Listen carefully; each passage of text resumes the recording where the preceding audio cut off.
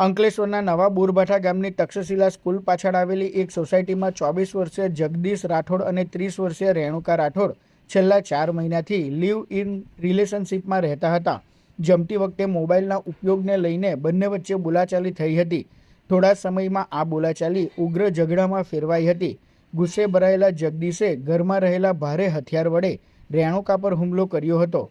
હુમલામાં મહિલાના મોઢા સહિત શરીરના અન્ય ભાગોમાં ગંભીર ઈજા પહોંચી હતી. મહિલાની ચીસો સાંભળી આસપાસના લોકો દોડી આવ્યા હતા અને તાત્કાલિક સારવાર માટે ગડખોલ પીએચસી ખાતે ખસેડવામાં આવી હતી. મહિલાની સ્થિતિ વધુ ગંભીર બનતા તેમને સુરત સિવિલ હોસ્પિટલમાં રિફર કરવામાં આવ્યા હતા. જોકે સારવાર દરમિયાન તેનું મોત નીપજ્યું હતું. મૃતક રેણુકાને અગાઉના પતિથી 2 સંતાનો હોવાનું જાણવા મળ્યું છે. બંને બાળકો માતા અને જગદીશ સાથે રહેતા હતા.